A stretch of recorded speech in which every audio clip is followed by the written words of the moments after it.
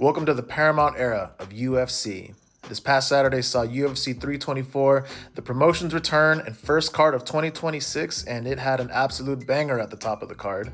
And it was the first card under the new Paramount Plus era for the promotion, which to me was a big upgrade from ESPN. A much better viewing experience. Stream came in crystal clear. A lot of people complained about ads. I had no problem with the ads because at the end of the day, we didn't pay pay-per-view price, so it's all good with me. As far as what we saw in the main event, Justin Gaethje defeated Paddy Pimblett with a unanimous decision win, rightfully so. Uh, yeah, that's a big win for the unks, for the older fighters in UFC, because Justin Gaethje brought the heat to the youngster, the Scouser, Paddy the Baddy, and I had this pick wrong. I had Paddy Pimblett going over. That was my original pick. I had Paddy by decision, and it turned out to be Justin by decision. And I would say Patty probably got the third round. Yeah, I would say I gave the third round to Patty. I think every other round the case was made for sure for it to go to Justin Gaethje. So not exactly a one way traffic victory. Patty put a great account of himself. I thought he showed a lot of heart, showed a lot of toughness, but in the end, Justin Gaethje was just a better fighter.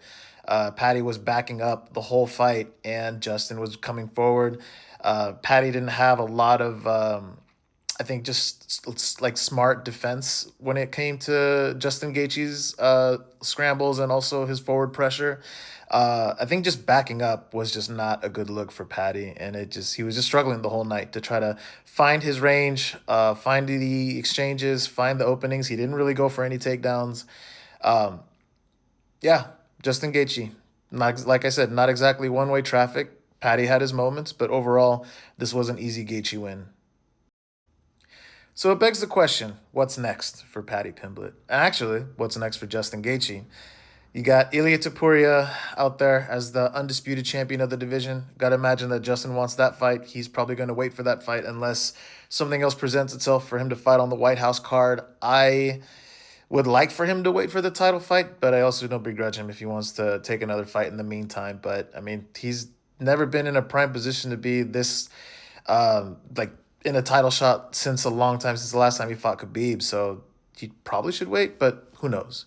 As far as Patty, he took a big beating in this fight. He showed a lot of heart. He didn't get finished, like you said. Scousers never get knocked out. But for me, for Patty, I think he should take some time, maybe reset.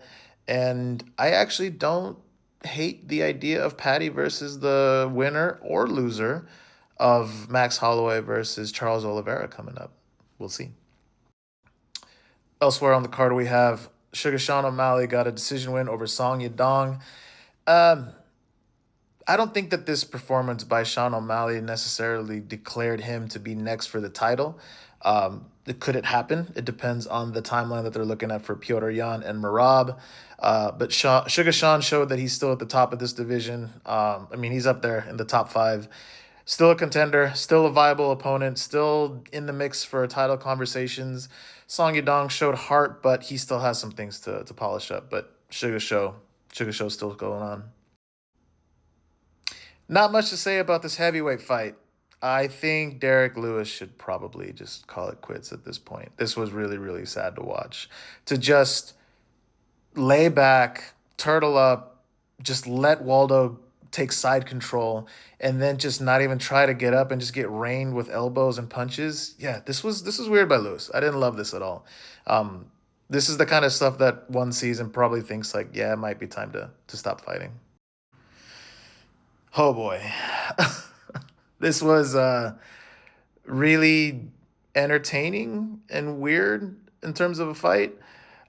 Gian Silva is just an absolute maniac.